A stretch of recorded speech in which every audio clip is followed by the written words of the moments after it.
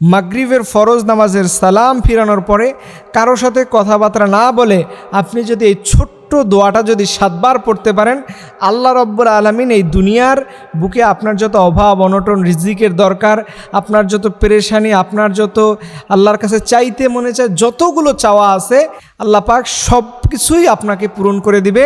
এই মাগরিবের নামাজের পরে এই ছোট্ট দোয়াটা যদি আপনি পড়তে পারেন, বিশেষভাবে আপনার রিজিকের অভাবগুলো আল্লাহ পাক দূর করে দেবে। বিশ্বাস যদি না হয় আপনার আমলটা এখন থেকে করতে পারেন, দেখবেন রব্বে কারিম আল্লাহ সুবহানাহু ওয়া তাআলা একজন বান্দার জন্য যে রিজিক রেখেছেন, একজন বান্দার জন্য যে বারাকা রয়েছে, এটা অনেক মানুষ নিতে জানে না।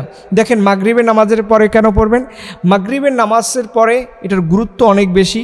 দেখবেন যারা আল্লাহওয়ালা মানুষ তারা মাগরিবের পর অনেক বেশি ইবাদত বন্দেগী করে। এর জন্য মাগরিবের নামাজের পরে সালাম ফিরাবেন, সালাম ফিরানোর পরে কিছু জিকির আজকার সেগুলো করবেন, কারোর সাথে কথা না বলার চেষ্টা করবেন। এরপরে আপনি এই ছোট্ট আমলটা করবেন, আপনার যতগুলো অভাব আছে সব অভাবগুলোই আল্লাহ রাব্বুল আলামিন পূরণ করে দেবে। এর জন্য আপনি পড়বেন আল্লাহুম্মা কফিনি বিহালালিকা আন হারামিক ওয়া আগনিনি বিফাদলিকা আম্মান সিওয়াক।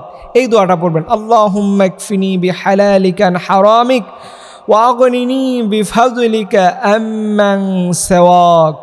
আল্লাহুম্মা কফিনি বিহালালিকা আন হারামিক ওয়া আগনিনি বিফাদলিকা আম্মান সিওয়াক। কত ছোট্ট দোয়াটা! এই দোয়াটা যে একজন মানুষের কত রিজিক দিতে পারে, এই দোয়ার মাধ্যমে একজন মানুষ যে কত রিজিক পেতে পারে, এইটা যদি দুনিয়ার মানুষ বিশ্বাস করত তাহলে সবার আগে এই দোয়াটা মুখস্থ করে নিত। কিন্তু মানুষের সেই ব্যস্ততা, মানুষ পরিশ্রম করবে, হাড় ভাঙা পরিশ্রম করতে রাজি আছে, কিন্তু তারা একটু সময় বের করে আল্লাহর কাছে দোয়া করতে রাজি না, একটু সময় বের করে তারা আল্লাহর সাথে সম্পর্ক করতে রাজি না।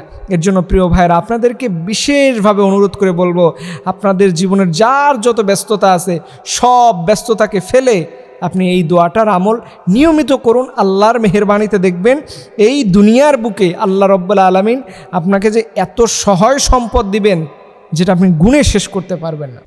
যদি মনে চায় যে না হুজুর আমার অভাব আছে, আমার ছেলের অভাব আছে, আমার মেয়েটার বিয়ে হচ্ছে না, আমার স্বামীর রুজি রোজগারে বরকত কমে যাচ্ছে, তাহলে আপনি এই দোয়াটা এখন থেকে আমল করা শুরু করুন। দেখেন দোয়ার মাধ্যমে জীবন পরিবর্তন হয়, দোয়ার মাধ্যমে ভাগ্য পরিবর্তন হয়, দোয়ার মাধ্যমে একজন মানুষের জীবনটাই পরিবর্তন হয়ে যেতে পারে।